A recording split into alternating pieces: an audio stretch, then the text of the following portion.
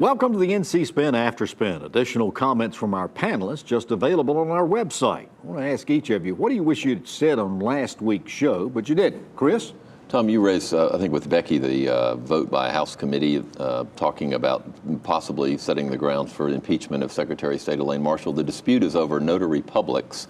Representative Chris Millis believes that Elaine Marshall has violated the law by hiring undocumented immigrants to be notary publics. She claims that it's not illegal, that if you're a legal resident here, DACA status, and a lot of other things. So it all boils down to an interpretation of federal and state law. We used to resolve that with legislation to clear up the law, with legislative hearings. Now we're literally going to try to resolve this with an investigation for possible impeachment of a Council of State member. Her staff briefed the Legislative Oversight... Who happens to be a Democrat. Who happens to be her staff briefed the Legislative Oversight Committee, on which legislative leaders sit, about what she was doing. Nobody batted an eyelash. So if we're going to start down the road of impeaching or possibly impeaching or investigating people for possible impeachment because a legislator doesn't like an interpretation of the law, we're not going to have anybody in state government left. This is one of the most outrageous things that's happened in our state in a long time. Well, we're going to attract lawyers to this state like it's going out of style. Becki, what do you wish you'd have said on last week's show?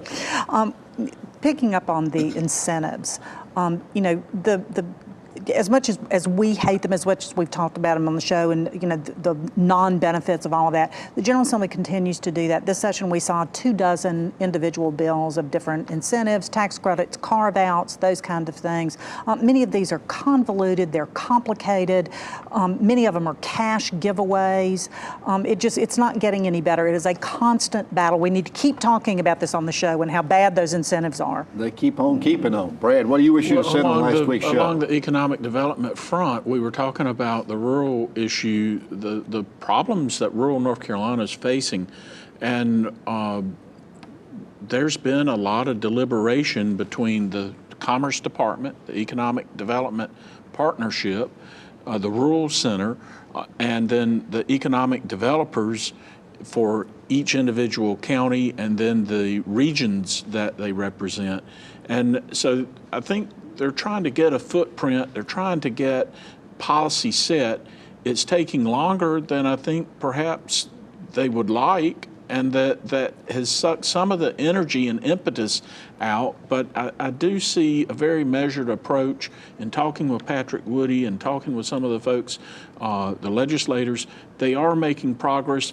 I think they will get it all buttoned up. But in the meantime, we've got this continued exodus of people and lowering of tax bases in these rural counties. And they've got the hardest thing they're doing, Tom, is finding what leverage do you have to take the assets you've got in Bertie County or in Macon County and make those economically viable.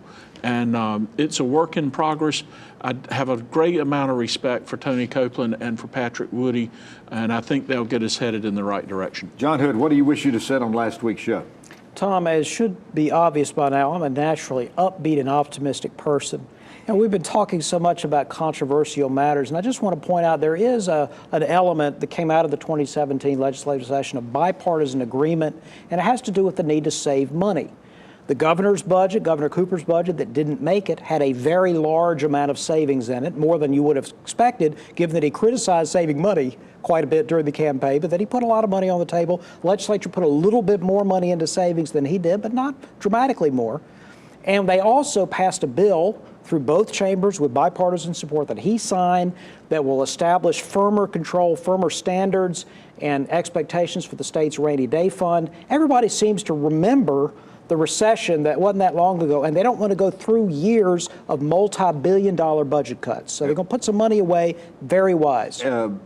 This is a cyclical economy, and they always are. We are deep into the cycle of recovery. And we've got, between the rainy day fund and unencumbered general fund balances, we've got about $2.2 billion in easily accessible reserves.